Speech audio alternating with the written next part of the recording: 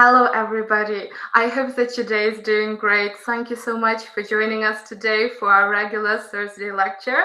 As some of you may already know, my name is Victoria, and I'm the outreach coordinator for Education USA here in Ukraine. And Education USA is, of course, a global network of the US Department of State, which consists of over 430 international student advising centers in more than 180 countries.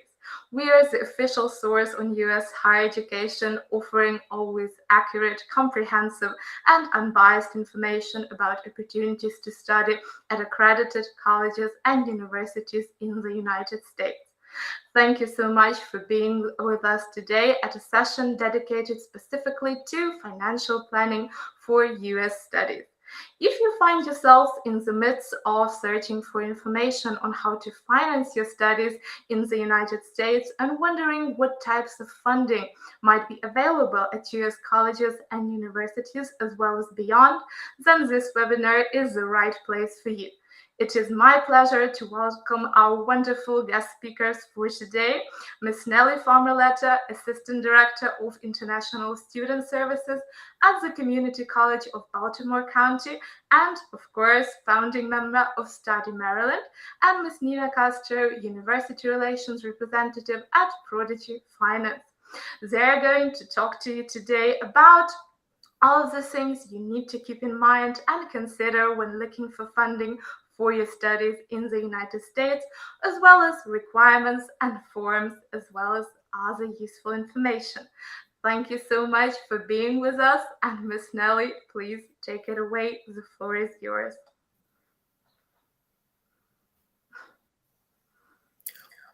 Well, good morning. Thank you, Ms. Victoria, for this wonderful opportunity. Good morning to our Ukrainian students. We are excited for this opportunity to speak with you about educational opportunities in the United States. As Ms. Victoria shared, I'm Nelly Far-Maletta from the Community College of Baltimore County. I am located in Maryland. We'll talk about that small little state on the eastern seaboard of the United States. We're just north of Washington, D.C., the nation's capital, and south of New York City. But it is my privilege today to share with you information about the educational opportunities in Maryland. And I'll also try to provide sort of a global overview of what it's like to apply for an F1 visa and how to choose a university. I'm hoping you're going to come and study in the state of Maryland, but I hope to provide the information that will be helpful to you regardless of where you finally choose to study. All right, I'm going to, good, thank you. All right. Okay, and so this is our presentation. Again, I represent Study Maryland, which is a consortium of over 14 colleges and universities. And then you'll hear from my colleague, Ms. Nina, regarding funding from Prodigy Finance. Truly, it's our privilege to speak with you this morning here in the U.S., this evening there in Ukraine. As I mentioned, Study Maryland is a group, a collaborative, a consortium of 14 colleges and universities here in the state of Maryland, the United States. And our goal is to bring more international students just like you to study here in the States. We recruit together, we have professional development together, and our goal is to make sure that Marylanders are prepared to work in a global workforce. Prodigy is our partner in this presentation today, and Prodigy Finance, you'll hear from Ms. Nina about how to finance these wonderful opportunities. Here's what we hope to share with you today. We hope to share with you the importance of planning, both personal planning, academic, and financial planning so that you will be a success. And we're looking for your definition of success, which begins by looking at your goals, your dreams, and your talents. Then, based upon that information, taking a look at what type of college or university would help you best achieve those goals. And then third, thinking about how to pay for your dreams. So we hope that this presentation will be extremely practical. Let's talk about how to choose a career. And while you may or may not have devoted a lot of time to this, we really can't assist you until you know where you want to go.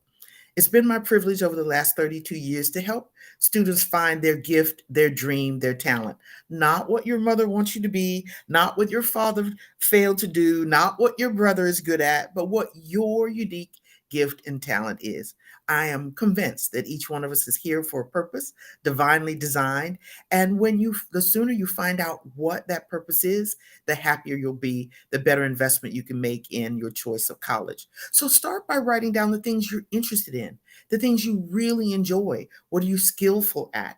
And certainly there are personality tests that will help you determine, are you an introvert, an extrovert? So if you're an extreme introvert, would you really be comfortable in a job that involves, communicating with hundreds of people every day face to face? There are also career interest inventories like those on the CCBC website. And then my favorite, really, my aunt. So I'm convinced the sooner you know your gift, your talent, your purpose, raison d'etre, the sooner you can move on to your joy, and the more sense it will make as you begin your college choice. A personal story. I finished high school in the late 70s, and back then everyone decided that women had to be nurses or teachers. Well, I knew I was no nurse. My sister was the one headed off to medical school, but I was running from teaching. 2 business degrees later, I'm a teacher. My point is, my mother's oldest sister, my favorite aunt, knew that before I did. But follow all the career interest inventories, have this self inventory, and then ask your favorite aunt. It might save you some time and money. Moving on. As soon as you know what it is that you really want to do, your dream, your desire, then you can effectively choose a college. Without that self-examination, it's a little like standing in the middle of the airport going, I'd like to catch a plane. Really? Which one? So, knowing what it is that you want to study, your dream, your goal, will help you choose the right college. I often use the analogy of choosing a dress, right? Is it a formal dress, something I wear to the ball? Is it a work dress? Is it something I wear to a casual event? So, the sooner you know what it is you really want to do, the easier it is to choose your college. As you think about college choices, colleges are not all the same. Of course, I'm hoping you'll come to CCBC in the state of Maryland in the United States. But quite frankly, you need to have an honest conversation with yourself and your family about whether or not you'd like to be in an busy urban area. Would you prefer to be in the Midwest, which is more remote?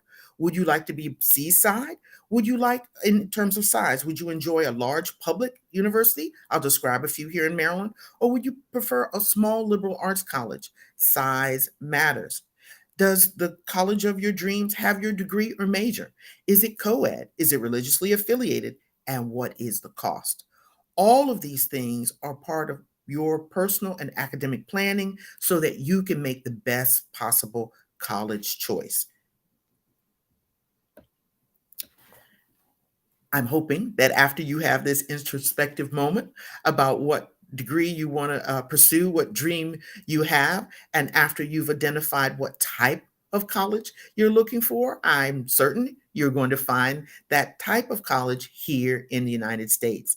With more than 10,000 universities and colleges, certainly the United States boasts one of the finest systems of higher education in the world. Undergraduate, graduate, and doctoral degrees.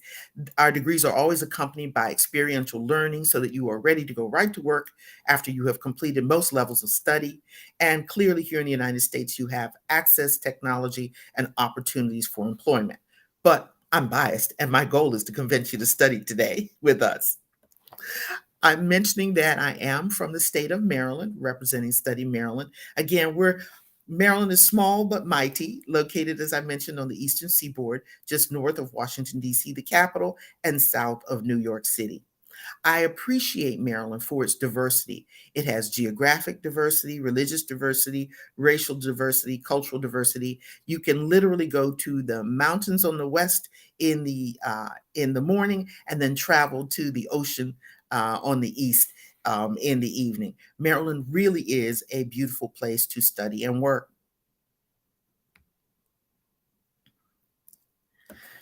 Again, my goal is to convince you to study in the United States, so I'm going to boast a little bit more about Maryland. We are ranked number 5 in the U.S. for education and employment opportunities, a wealth of universities and colleges, again, a diverse international immigrant communities, and our industry strengths include biohealth, financial services, cybersecurity, transportation, manufacturing, and tech companies. Maryland is a great place to work, play, and worship. We offer a diversity of institutions, as I mentioned in your college choice. You should think about whether or not you're looking for a larger institution, something small, public versus private. Private institutions will be more costly, but many of them have scholarships. So again, you have a buffet of choices in Maryland from our private partner, Goucher College, Loyola, and Washington College here in the state of Maryland. We also have community colleges, and I don't know if you're familiar, but these are institutions where you can pursue the first half of a baccalaureate degree. So generally, the courses can be completed in 2 years, and the advantage of community colleges are that often they are smaller in class size, low cost. You have immediately contact with your instructors versus at the larger public research institutions. So many students, domestic and international, choose to begin their academic careers at community colleges. I also want to mention that the state is fortunate to have large public undergraduate and graduate institutions. So we look like the colleges that you see on the TV shows with the big football teams and marching bands. If you need your history class to have 200 people in it, yes, I was a teaching assistant for that once. So our Towson, University of Maryland, Baltimore County, and our flagship University of Maryland all offer highly accredited and credentialed programs from bachelor's degrees through your PhD. And our state is also blessed to have an historically Black college, Morgan State University, located in Baltimore, Maryland. Some of you may know the racial history of America, that prior to 1954, African Americans could not attend the same colleges and universities as white Americans. And so the history of our country is that we have over 110 historically Black colleges and universities. My mom was blessed to attend North Carolina State in the 1950s, but by the time I had the opportunity to make a college choice, I chose a historically Black college, Howard University in Washington, D.C. Now these colleges are open to everyone, but with a proud history of educating many African American professionals, myself included. So this gives me a chance to make a shameless plug for my own institution and make the point about why you might, after you do the introspection on what type of career dream you really want to pursue, what size institution, the location, the affiliation that you're most interested in, I'm hoping you might choose the Community College of Baltimore County, my institution. We are Maryland's largest 2-year community college with over 200 degrees and certificates. Yes, whatever you'd like to study, we have that. And we boast over 200 international F1 students. It was 300 before the pandemic, but we're climbing back up and glad to know that it's safe again for students to choose a U.S. education. Community colleges in general do not have entrance exams or essays, and we have articulation agreements with Maryland's 4-year institutions facilitating easy transfer from after earning your associate's degree to move on to one of your Maryland institutions to earn your baccalaureate degree. And again, we're affordable. So as you think about your college choice and size, I hope you'll consider a Maryland Community College, perhaps CCBC. I'm going to take a moment now just to talk about the F1 visa admissions process. And because this is a federally regulated process, you can expect that many of the things that I'll describe here will be the same regardless of which college or university you choose. The federal government has determined that in order to grant someone an F1, that is a student visa, that they must first make a formal application to the college of their choice, that they have to provide evidence of having completed high school in their home country, In the case of degree granting programs versus English language institutes, you will have to provide proof of English language proficiency, though some countries are exempt from this requirement if primary instruction was provided in English. You have to provide proof of the cost of 1 year of study. We'll talk more about money as this is a presentation on finance, but I want to be clear that the federal government is expecting you and your family to demonstrate, as a condition of offering you an F1 visa, evidence that you are able to pay for the first year of study at the college of your choice. At my community college, that dollar amount is a little more than $26,000. At some of my four-year partners, you're looking at about $40,000. The money might be put together through scholarships, loans, grants, your family savings. But again, a requirement of being granted an F1 visa is that your family must demonstrate that through bank statements that you do have enough funding put together to study for 1 year. I want to mention that as you take a look at the F1 visa process, along with making a formal application, evidence of having completed high school, evidence of English language proficiency if required by your institution, along with being able to demonstrate that you have sufficient funding to study, that there may be other admission criteria. I mentioned that community colleges, we're open enrollment, so many of these things don't apply. But where there are SAT scores, admissions essays, and deadlines, you must adhere to those criteria. I was asked to say something briefly about admissions essays. I'll take you back to the start of my presentation, which is if you have explored your passion, your interest, your goal, your dream, that's what you should write about. And then you should be prepared mentally, emotionally, financially, spiritually for that F1 visa interview at the U.S. Consulate office in your country. In that interview, which I'm told lasts about 1 to 3 minutes, it's your responsibility to convince the U.S. Consulate officer that you are coming to the U.S. to study, what you plan to do with that degree, and how it will benefit you as you return back home. If there's any thought that you plan to immigrate to the United States, you will not be granted a student visa. So prepare academically, emotionally, spiritually, financially for that moment where you can state your case and talk about how your dream will help your country. Next, we'll go on to talk briefly about costs, and I'm almost ready to move into Ms. Nina's portion because who doesn't want to hear about money? As we mentioned, as part of the F1 visa process, you will have to provide proof that you have the cost of 1 year of study. How you cobble those funds together, I understand, and Ms. Nina has some advice to how to make that happen, but you should anticipate that in collecting those funds, you will also need to pay college application fees. My community college has none. Standardized testing and reporting fees if you need to take a TOEFL or IELTS for example. Notarization and translations costs. If there's some college courses that you plan to bring with you to the U.S., you might have to pay a company like World Education Services or Educational Credential Evaluators to evaluate those courses. Many colleges require enrollment deposits. Once you are accepted, they are looking for you to make a down payment, and then the visa application process itself includes some fees. So studying in the U.S. or outside of the U.S. is not free. This is an investment that you will make with your family. We're asking you to choose wisely, and we want to be of assistance as you make that choice. We talked about the breadth of college costs, everything from tuition and fees, which is what you pay the university, to the cost of traveling back home. You do want to have funding for an emergency or to get back home for family celebrations. You'll need money, of course, for room and board. We should feed you.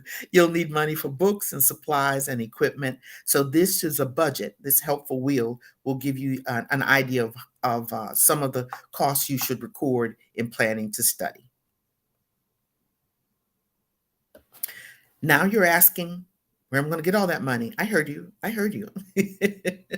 So you can expect to find some institutional aid for international students. Both public and private universities offer some financial incentives. There are some assistantships and fellowships for graduate study. Undergraduate scholarships are very competitive. At my own institution, we do have some honors scholarships, but only after you complete the first year of study. We do have some athletic scholarships, but again, remember, the process of being granted an F1 visa by the US government is proving that you have the funding. It might be partially funded by scholarships, but do anticipate being able to add to that source so that you will be able to come and study and enjoy the experience instead of being stressed out by finances. So a few scholarships are available, and my colleague who prepared this presentation, he did include, I hope I'll be able to show it to you, a list of some sites. We will share the slides with our colleagues at U.S.A. Ukraine so that you can have these resources at your fingertips.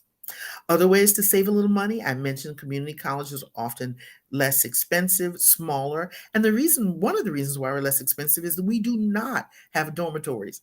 Roughly 70% of my students are referred to us by family members. So you'll have to learn to live to eat auntie's cooking for 2 years, but it will pay off. It will pay off. There's some courses you might want to complete at home. Often students take a gap year to earn additional funding. There are many ways to help pay for your college experience. Again, we will show you in this slide some databases that offer scholarship opportunities. Our concern, and you'll hear Ms. Nina reiterate, is that you not accept anything that looks like a scam. If a funding source is asking you to send money or for your bank account, beware. More on that shortly.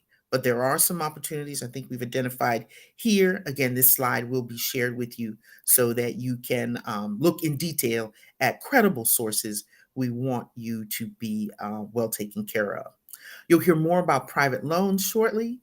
And my role today was just to share with you that through careful personal planning, academic planning, and financial planning, you would enjoy, I believe, and benefit greatly from an academic experience in the United States. I'm hoping that you will choose Maryland.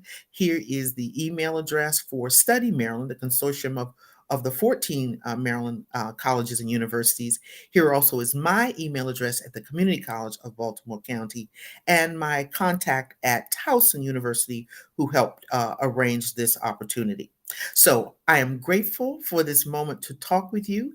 And at this point, I would like to turn the program over to Ms. Nina so you can hear more about how to pay for your dreams. Thank you for your attention. Thank you so much, Ms. Nelly, for your wonderful presentation.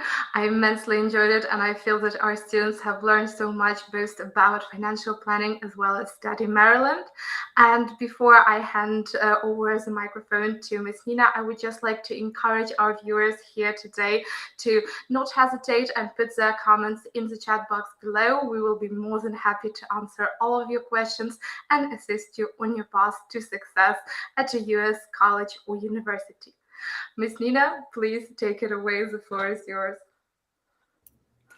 Thank you, Ms. Nelly. Thank you, Victoria. I really appreciate that amazing introduction. And what an amazing presentation, Ms. Nelly. I really appreciate all of the breadth of information you gave to the students regarding Study Maryland. And I can share, I myself live in Washington, D.C., so very close to Ms. Nelly.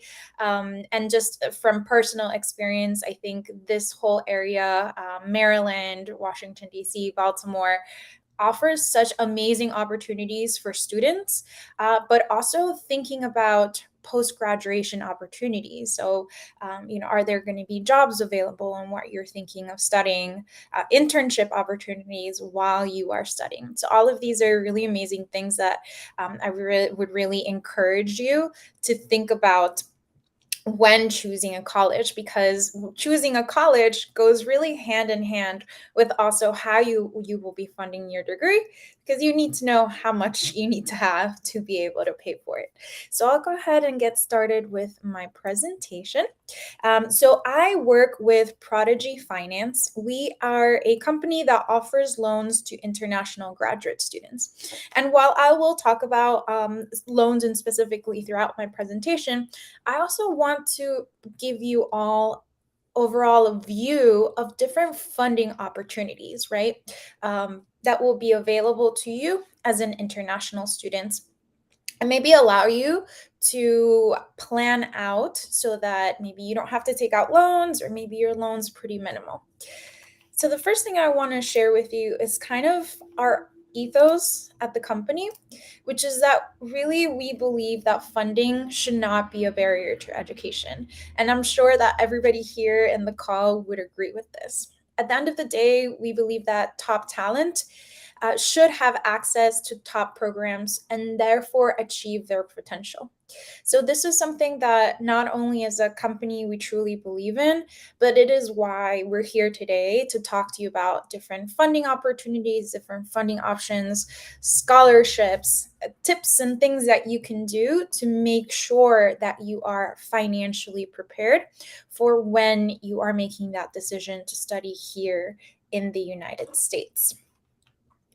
So to give an overview, and I believe that Ms. Nelly did a really great job of kind of highlighting some of the ways that you all can fund your studies. Here, I would say these are the most traditional ways that students tend to fund their studies. I think the most important thing to realize is that most students will have a mix of all of this. Not everyone is going to be able to attain full scholarships for their tuitions and for their cost of living. So in the US, when you look at costs at universities, you're going to see, in essence, two buckets. One is going to be your tuition and fees. So this is what you're paying to the university directly for your studies at that institution, right? And then in addition, you need to consider your cost of living. So these are going to be your housing, your transportation, your visa costs, having to buy a new computer possibly for your school, textbooks. Textbooks, I can tell you now, are expensive in the United States. So you want to make sure that you're thinking about all of these aspects of funding for your education. So obviously, first and foremost, I would say probably scholarships is what many students are very familiar with, and they're hoping that they will all get. So these are going to be awards based on academic merit, sometimes financial needs, or other factors. And I myself will also provide some resources for different scholarships available today for international students. Although scholarships are amazing, the reality is that most of the time they will not cover your full, again, cost of attendance, right? So we're talking about maybe they cover your tuitions at University of Maryland, but you still need to have enough funding for your housing, for your flights, for your visa, etc., all of these costs. So it's important, again, to make sure to keep all of this in mind. We also have this other subsection of being able to fund your studies, which is going to be loans for international students.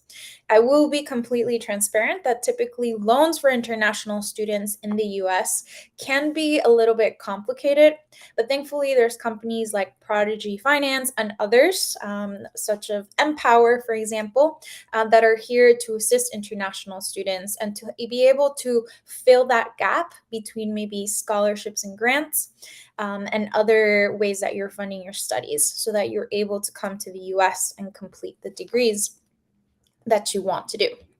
Other options that maybe you're not as familiar with are going to be assistantships and work studies. So assistantships are typically available at the graduate level, not always in the undergraduate level. And essentially, you are typically a teacher assistant, or maybe you work in a lab, and your school will pay you a salary for that time there. So that's a really great way to consider being able to fund your studies in the US. One caveat I would say with assistantships is that typically you won't get those until after you're already on campus, maybe your second year of school. So it's not always the best way to rely on assistantships right away because you're not really sure if you're going to get them or not. Another option for international students is being able to work on campus. So on your F1 visa, you can legally work, I believe is up to 20 hours within the campus. Great, awesome. You can work in the library, maybe you can work at the gym, things like that, get some experience under your belt and obviously earn some money. That's also another great opportunity. But again, that won't be available to you until you are on campus here in the United States. And then last but not least, another major source that students utilize to fund their studies in the US is going to be personal savings and family support. So some students come from families who are able to pull some funding to pay for their studies. But again, the reality is that for most students, they're having a mix of all of these four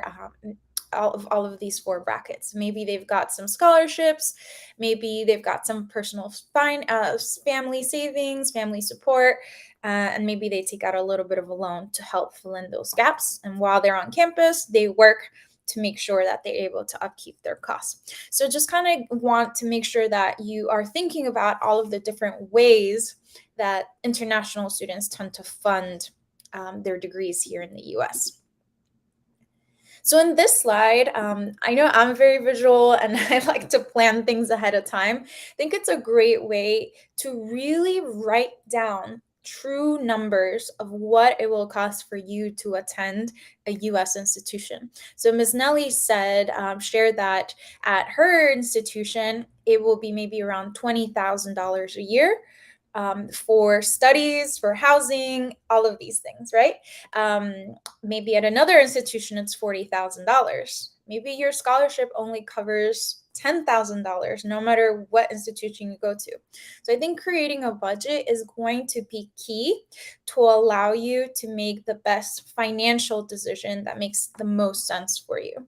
And then something here that I want to highlight and reiterate is that you are going to have some costs associated with studying in the US even before you make it to campus. So like Ms. Nelly shared, this is going to be the TOEFL exam, for example, if you have to take it, any university or application fees. If you are accepted to the program, you are likely going to have to pay a deposit to that school. Passport and visas. I know that recently the F1 visa costs will be going up around $20 or $30. And so next thing you know, all of these pre-arrival costs may add up to $1,000 or $1,500 that you need to make sure you have access to at that moment.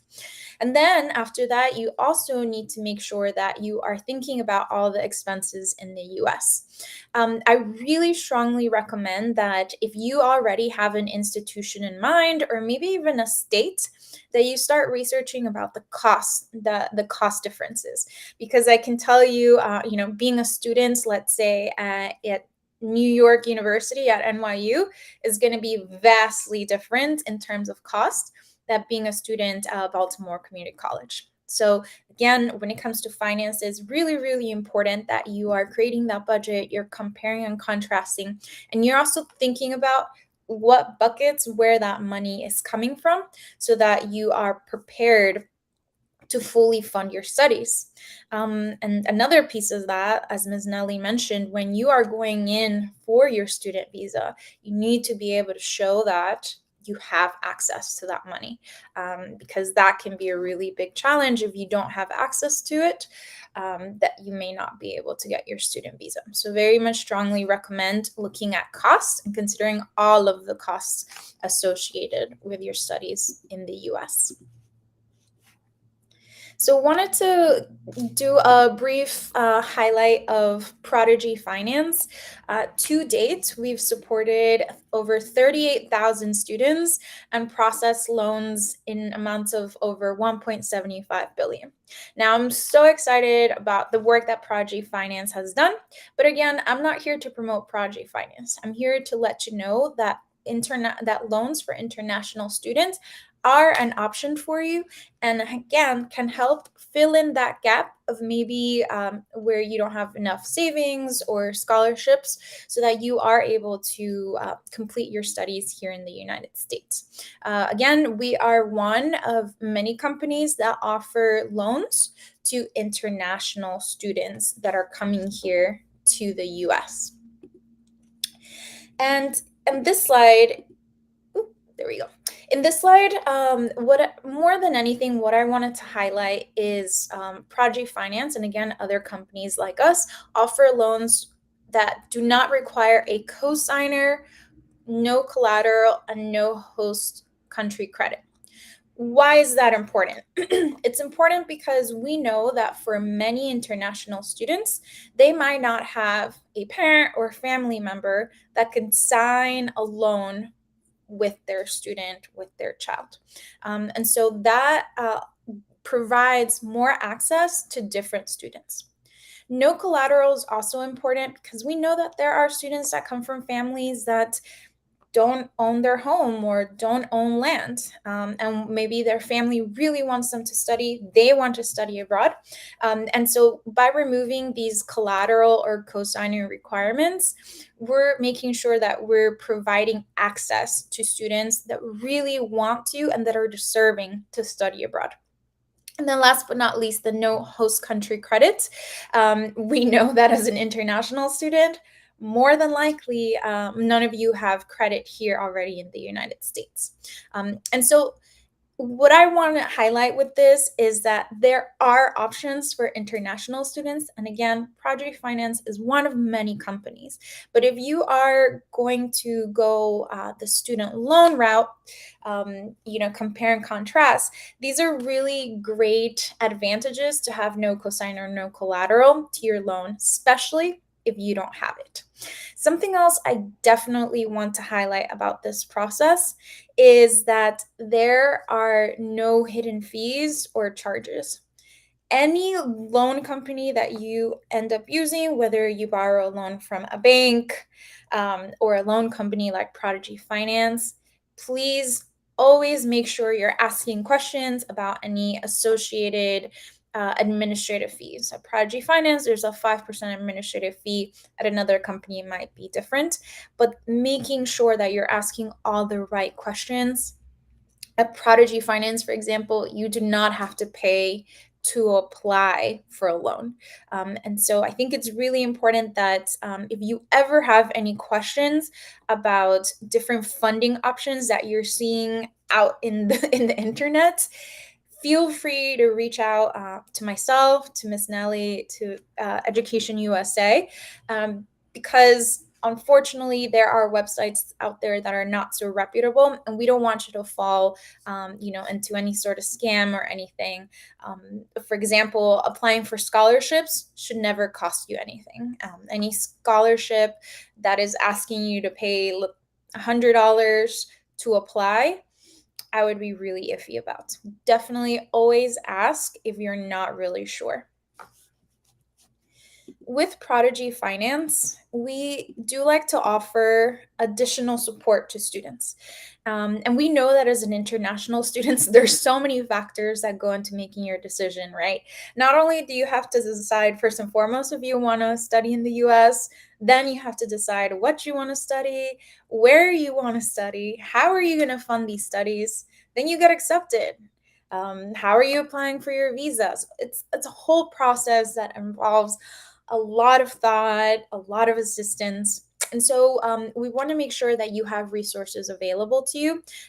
All of these resources right now are on our website. You do not need to even have applied for a loan or anything like that. So you can just click on it and we'll be able to provide some information regarding universities that are here in the United States, different courses, that are available, the different types of funding, what's it like to be an international student in the US? What can you expect once you've been accepted and once you move here, as well as some information about postgraduate careers, right? Obviously, if you're making the decision to come to the US, you have at least thought about what are you going to do after you graduate? What are those options for you? What are those outcomes? What type of jobs are available to you? So we have all of these resources available to our website. Again, you do not need to have applied or apply for a loan. They're just available for anyone to come and check them out. And that's the point of it, right? To help support international students and to get you all better prepared for your time here in the US. Definitely want to do a little bit of a shameless plug in Prodigy Finance scholarships. So this is just, Prodigy Finance itself. These are different types of scholarships that we've offered in the past. But again, just to highlight that there are a lot of different scholarship opportunities available out there. And, I really encourage you that as you're moving forward with this process and as you're putting together your personal financial package of how you're supporting yourself, that you apply for scholarships. You never really know whether you're going to get a scholarship. The only way you know is if you don't apply, then you won't get it. So I'm a huge proponent of students applying for scholarships because you really don't know what may come out of there. And maybe you get a scholarship that pays for all of your tuition and your fees at your university. And what an amazing gift that is to have that under your belt. So this is just a brief timeline of the funding, the loan option, if that is something that you would go through. So for Prodigy Finance, and I would say for many companies, the application process is actually really straightforward, but does take some documents for you to submit that are really important, such as your passport and being accepted into your preferred university or school. The piece I think here I want to highlight is that with Prodigy Finance, as well as with many of our peer lenders, the loan will go directly to the university to help pay your tuition and your fees directly. So that piece of the money goes directly to the university. Let's say you're studying at University of Maryland, we would send them your funds directly to them. The other piece that I like to highlight is when it comes to repaying a loan. That's a really important question that you want to ask if that's the route that you're going. Make sure that it's very clear to you. Are you repaying the loan the first day that you get the loan, right? Which would be your first day of school, or do you have some time after you graduate from your program to repay the loan? And what does that mean? Are you paying for interest during that time? So this is getting a little bit more in depth into that loan process, but these are all questions you need to have. And I really encourage you to ask them, right? If you are taking out a loan, it's in your name. So you want to make sure you're fully aware of all the decisions and what it means exactly monetary-wise to take out this loan. So again, just reiterating some of the student eligibility when it comes to student loans at Prodigy Finance. First and foremost, being an international student from an approved university for a supported program, and you can find those on our website. You also have to be a resident of 150 countries that we support. We do support students that are Ukrainian, so Ukrainian residents. And then we also do a cross-border credit risk assessment. And that's where our team may be asking you for additional data regarding your financial support, as well as being accepted into the university. But these are some of the things that, in addition to just being accepted to university in the US and being excited to attend the US institution, you need to make sure you're thinking about, especially if you are thinking about pursuing a loan option. So here I want to highlight the importance of really giving students different options, right? So by you all having full funding transparency and all of the different financial paths that are open to you, it really should help you find the best fit program, especially when it comes to financial as well as the school. We're also really happy that these types of models like Prodigy Finance, loan options, as well as the many and amazing scholarships and grants available out there, open educational access for different students from all over the world, right? So why that's important is because this leads to more diverse cohorts in the classroom, as well as diverse experiences and enhanced learning. So by you coming to the US, not only are you learning, but the reality is that you're allowing US students to have an international experience with you in the classroom. And that's really, really super, super important for us here in the United States.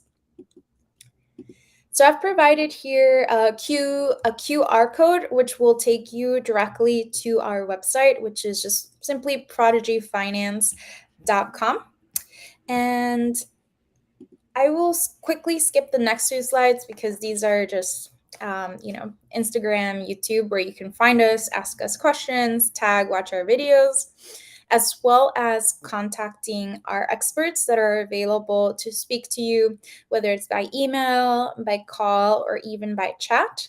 We're available to talk to you about Prodigy Finance and the products that we offer for you.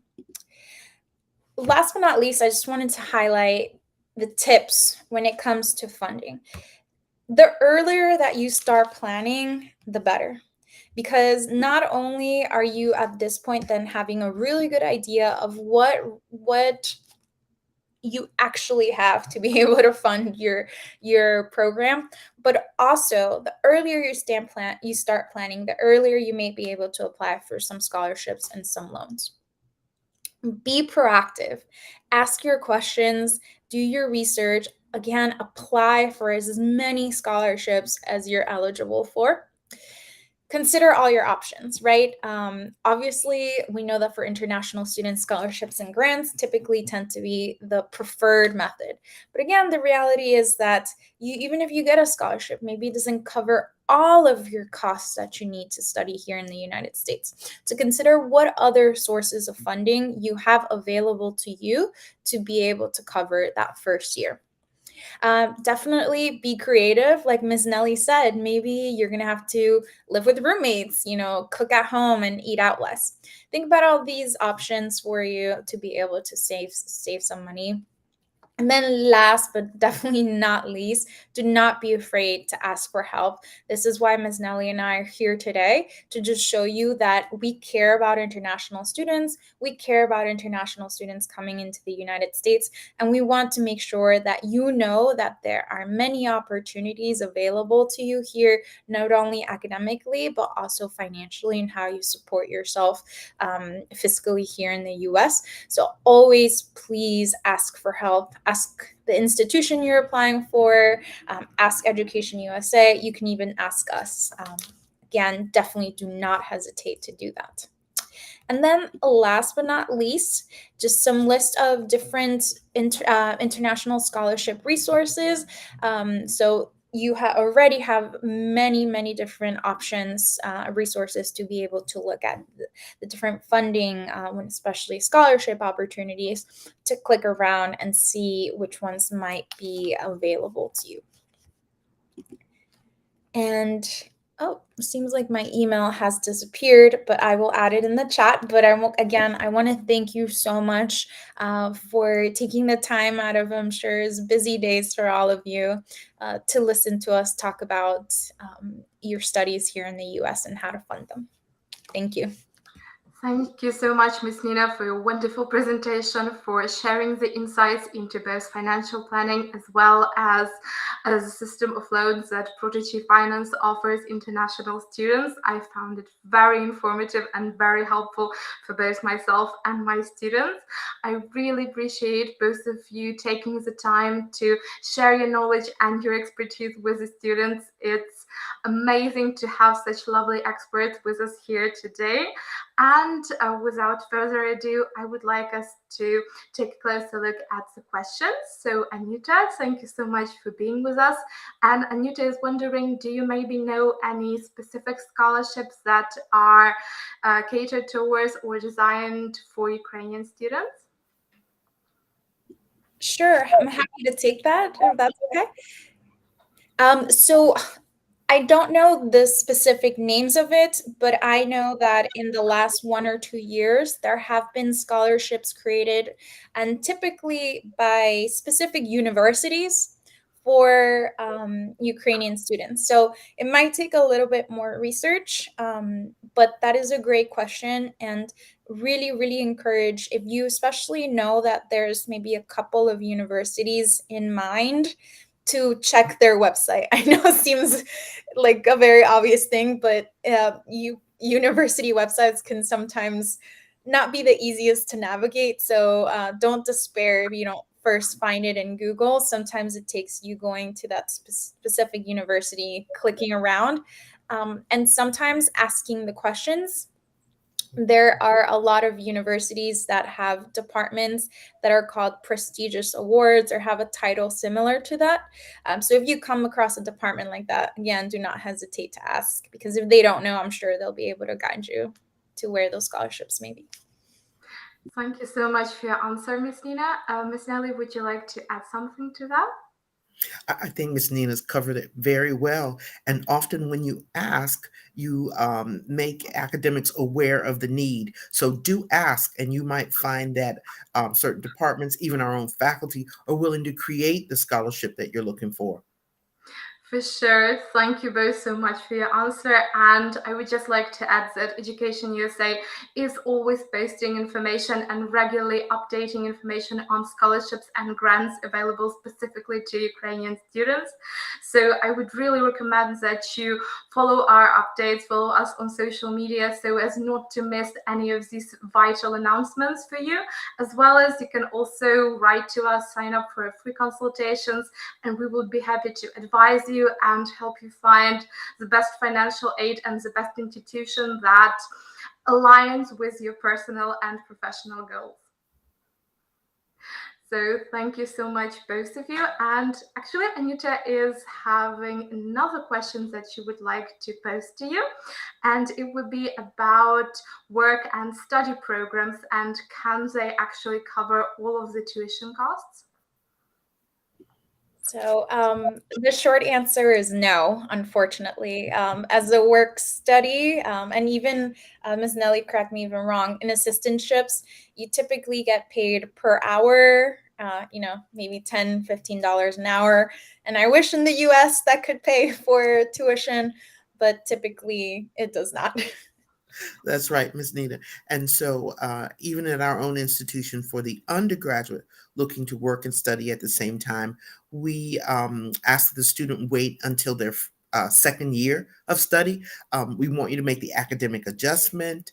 You will have to interview for open positions competitively. So that's resume writing, being proficient in English. And so you are competing with a pool of students and other employees for on-campus jobs. So you can't count on an on-campus job to cover all of your bills. It's a nice supplement. It's a nice supplement. At the graduate level, again, you are probably working more closely with faculty members on research projects, or as Ms. Nina mentioned, as teaching assistants, and that often can cover the cost of tuition. But again, those are highly competitive positions that you have to apply for. Thank you so much for your answers, to both of you. And I actually have a question of my own, if you don't mind. So we often have students asking about the CSS profile form and how can it aid you in applying for financial aid. So my question to you would be, how can students utilize this resource effectively and just gain the greatest benefit from it? Would you like to start, Ms. Nina? Sure. So I will admit I am not as familiar on that financial aid piece. My recommendation is always, if the university is asking you to fill out a form, it's generally to your benefit that you fill out that form. Because it can maybe mean potentially some additional funding for you for your studies. So it's I would say it's a case-by-case basis, because I'm not exactly sure how across all institutions, but if the university very clearly states fill out this form whether you're international or not, I would fill it out. I agree. While we don't utilize the form at my institution, I'm certain some of my other Maryland colleagues do. Again, I think the key is identifying what you want to study, where you want to study, and your convincing story of why you chose that particular institution and that particular major will bring the funding. Thank you so much for your answers, Ms. Nelly, Ms. Nina. You have shared so much valuable information with our students. And a final question on my part for you today would be a rather general one, and that is, when would you recommend starting financial planning and applying for financial aid to U.S. colleges and universities? Ms. Nina, would you like to go first? I would love to say, like 10 years ago. No, but I was going to say at birth. At birth. The reality is, I think if at a year before you are going to your institution, so right now, for those of you that are starting fall 2024, you're in an okay space. I would have probably told you to start a little earlier, but it's good that you're here today because you're hearing all of this. Again, especially when it comes to funding, money runs out at some point. So the later that you leave it to, more likely than not, less scholarship options there will be for you. So, and even for Prodigy Finance, we're a loan company. Students are right now in about 2 months starting their application loans for fall 2024. So just to kind of give you an idea. I agree. And so certainly even American parents begin conversations about children's college opportunities as soon as they're born, if they're fortunate. And states like Maryland actually have programs where parents set aside money. This is for domestic study that will be available when the student has completed high school. So it's never too early to have a conversation about whether or not you plan to attend college, what you plan to study, where you plan to study. This is a family investment. This isn't just buying, a garment. This is an investment in your family's future, because we know that your educational success will change your family forever. So we're excited to watch you do the planning. But certainly, I will tell you, in most American households, by ninth grade, families have circled around the idea of what can we afford and how will we be able to afford it. So start early, and you can count on our support and assistance in any way we are able to offer it. We want to encourage you. We also want to mention a word of hope. It was our privilege to speak with Ms. Victoria yesterday, to know that even despite the challenges that you're facing as a country, you're still thinking for the future. So we want to encourage you and let you know we want to be hope partners with you. Thank you so much, Ms. Nelly, Ms. Nina, for your wonderful words of encouragement, and once again for sharing your knowledge with our students, for raising awareness about opportunities available for financial assistance and financial planning at U.S. colleges and institutions such as Prodigy Finance. I immensely appreciate you taking the time to meet with us and our students. And I do hope that should the questions arise more specifically towards Prodigy Finance or the Community College of Baltimore County, I could maybe redirect some of our students to you to get the most accurate and up-to-date information on these issues and on these things. It would be our privilege. Thank you. Yes, definitely. Any questions students have? Happy to answer. Thank you so much. And we've actually got a final question from a student, and she's wondering if she can count on a scholarship, and is it necessary to have like an impressive background to be considered as a valuable international student? So could you maybe share some insight on that? I'd like to, sorry. Go right ahead, Ms. Nina. I was just going to say, the fact that you are choosing to leave your home country to study a degree, that's already impressive. So I would say don't discount that, because to make that decision, a lot of choices, maybe mentors, and things had to happen in your life for you to make that decision. So that would be the one thing I would say. And I would agree. And I would add that to our colleague. You are divinely designed. Of course, you're extraordinary. No one has your fingerprints. And as my mother would say, even twins come here one at a time. So be assured that you are an impressive person because you're here. I also want to encourage you to do two things. Please, practically do these things and then email me. I want to hear. I really want you to respond to this question and complete this task. The question is, if I woke you up at 2 a.m. in the morning, I won't, I'm too far away. But if I woke you up at 2 a.m. in the morning, after you had the coffee and fussed at me a little bit, what could I convince you to stay up and talk with me about?